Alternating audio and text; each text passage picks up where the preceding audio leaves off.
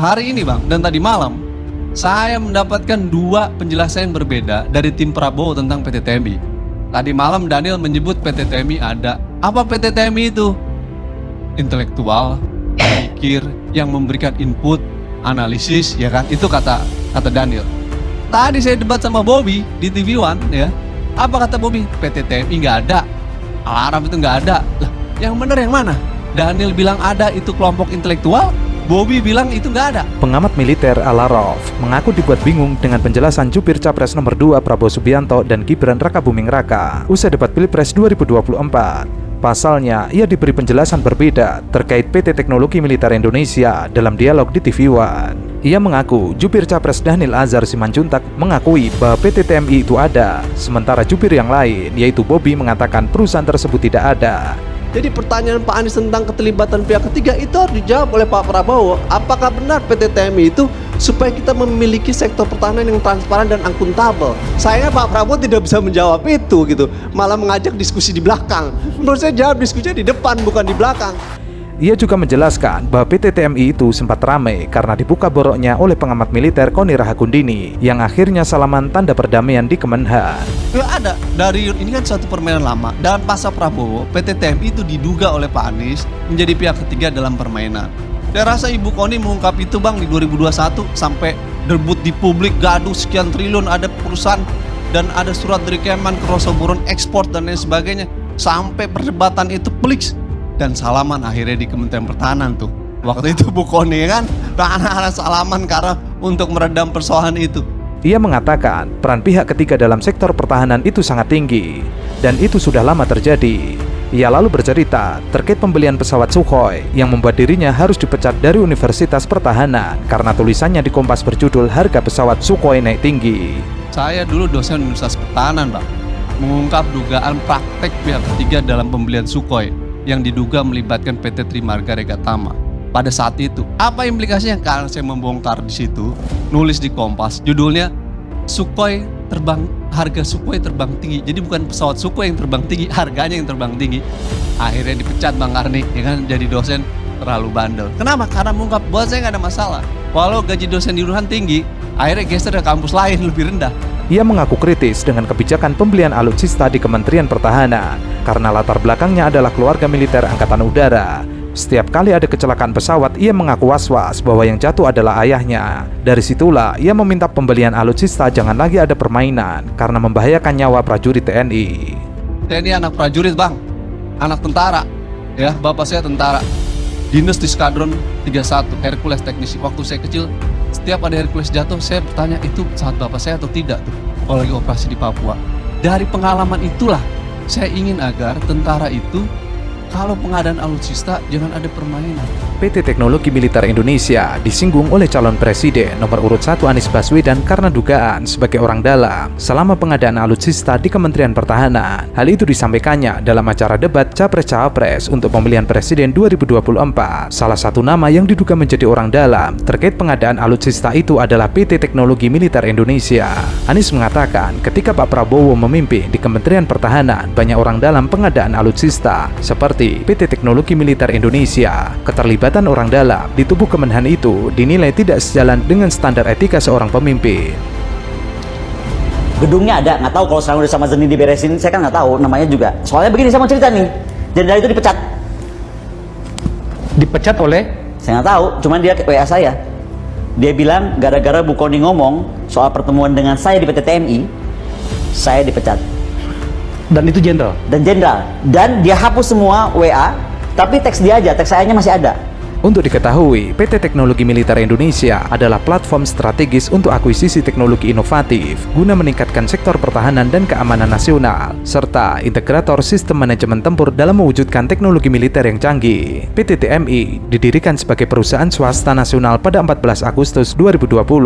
Perusahaan ini berstatus perseroan tertutup. PT TMI mencakup industri pengolahan, industri pesawat terbang dan perlengkapannya, reparasi pemasangan mesin dan peralatan hingga reparasi produk logam pabrikasi mesin dan peralatan. Kemudian instalasi sistem kelistrikan, air pipa dan instalasi konstruksi lainnya, komunikasi jaringan irigasi hingga konstruksi telekomunikasi navigasi udara. Bayangin ya pernyataan dari Kementerian Pertahanan. Ibu Koni itu akademisi bisa salah, tapi nggak boleh bohong. sakit hati banget gue dibilang bohong. Sekarang PT TMI-nya ada, jenderalnya dipecat, oke? Dokumen Renstra ini ada, tersebar di DPR, bukan saja yang punya.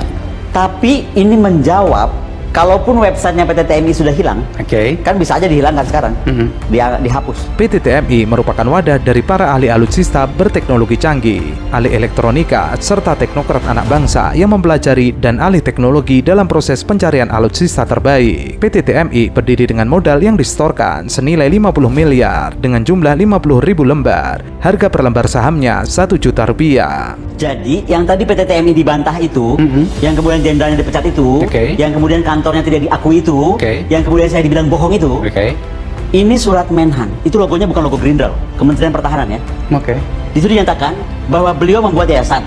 Dari yayasan itu kemudian dibuat PT, namanya PT Teknologi Militer Indonesia. The purpose of PT TMI, ya kan? Itu adalah expedite, implement and accelerate. Acquisition, pengadaan. Nah, kemudian paling bawah, the President Executive of this company are appointed directly by me.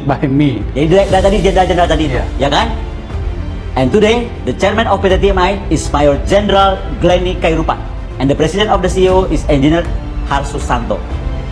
I remain Prabowo Subianto. Dugaan keterlibatan PT TMI dalam pengadaan alutsista TNI pertama kali mencuat setelah pengamat militer Koni Rahakundini menyampaikan ketidakwajaran dengan keberadaan perusahaan tersebut lantaran berada di dalam lingkungan Kementerian Pertahanan. Perusahaan itu mulai mendapat sorotan usai tersebarnya dokumen rancangan peraturan Presiden tentang pemenuhan kebutuhan alat peralatan pertahanan dan keamanan Kementerian Pertahanan dan Tentara Nasional. Yang kemudian dibantah oleh Kemhan, nggak ada PT itu.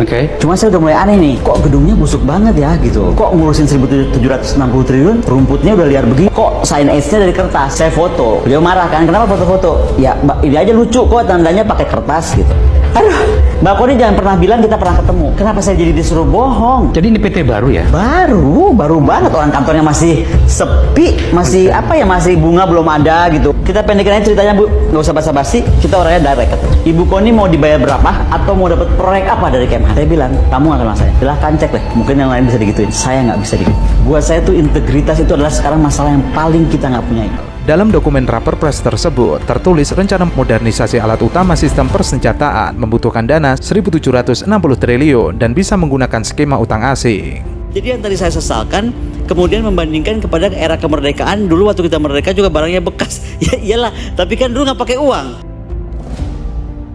Calon Presiden nomor urut 2, Prabowo Subianto, mengatakan Presiden pertama Soekarno alias Bung Karno menggunakan peralatan tempur bekas saat perang pembebasan Irian Barat. Hal itu disampaikan Prabowo dalam debat ketiga Pilpres 2024. Data-data yang Bapak ungkapkan masalah pesawat bekas, ya, saya ingatkan Bung Karno waktu menghadapi Irian Barat, seluruh alatnya bekas. Pak Ganjar, Bung Karno, seluruh pesawat terbang, kapal selam, cruiser, destroyer, semuanya bekas. Awalnya, Prabowo mencoba menjawab pertanyaan dari calon presiden nomor urut 3, Ganjar Pranowo, soal capaian minimum essential force. Sejak menjabat Menteri Pertahanan, Prabowo mengaku telah membuat rencana terkait pertahanan. Namun, terjadi pengalian anggaran imbas pandemi COVID-19. Ya, jadi kita juga masih pakai banyak sampai sekarang pesawat bekas.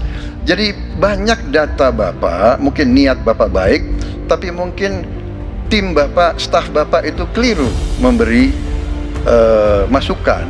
Ya, jadi dalam alat perang saya katakan bukan baru dan bekas, tapi usianya. Kalau pesawat flying hours, ya. Ia lalu menjawab soal alutsista bekas yang kerap disinggung Ganjar dalam debat. Prabowo mengatakan Bung Karno menggunakan pesawat hingga kapal bekas saat pembebasan Irian Barat. Ia mengatakan, saya ingatkan, Bung Karno waktu menghadapi Irian Barat, seluruh alatnya bekas. Pak Ganjar, Bung Karno, seluruh pesawat terbang, kapal selam, cruiser, destroyer, semuanya bekas. Jadi kita juga masih pakai banyak, sampai sekarang pesawat bekas. Ia menyebut dalam penggunaan alat-alat perang, bekas dan baru bukan hal yang dipermasalahkan. Jadi dalam alat perang saya katakan bukan baru dan bekas, tapi usianya. Kalau pesawat flying hours, saya agak sedikit kecewa dengan kualitas terutama narasi yang disampaikan oleh paslon-paslon yang lain, menurut saya mereka pertama datanya banyak yang salah, keliru. Kedua,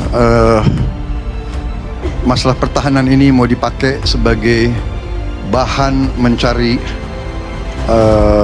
poin politik yang menurut saya untuk sebuah negara, untuk negarawan tidak boleh. Dalam debat ketiga Pilpres 2024, Ganjar mempertanyakan ke Prabowo mengapa jumlah data menunjukkan indeks pertahanan Indonesia menurun. Ia juga meminta Prabowo memberikan solusi atas permasalahan itu. Namun, Ganjar menilai jawaban Prabowo tidak menjawab seluruh pertanyaan dirinya. Ia juga meminta bantahan Prabowo itu dibuka dengan bukti yang konkret. Prabowo siap jika harus membuka data soal pertahanan, akan tetapi tidak bisa dijelaskan dalam sesi debat karena keterbatasan waktu. Menurutnya, Ganjar tidak adil karena sudah mempersiapkan pertanyaan, sementara dirinya tidak diberi waktu untuk mempersiapkan jawaban. Maka ketika ada statement datanya tidak benar, maka saya tunjukkan data yang saya kepingin dalam konteks debat, data saya dibantah. Sayang saya tidak mendapatkan itu. Maka ketika kita berbicara, sebaiknya kita sama-sama hati-hati. Maka saya orang yang fair, kalau tidak tahu, saya minta silakan dikoreksi. Tapi kalau saya punya data ini dan Anda tidak mampu mengatakan, maka Anda harus mengakui bahwa saya yang benar. Kecuali Anda punya cara yang lain yang sudah saya berikan kesempatan. Silahkan kali ini boleh dibantu, saya yang tidak ada yang membantu. Tentu saja jawaban Prabowo tersebut disayangkan oleh banyak pihak, seperti pengamat pertahanan negara, Koni.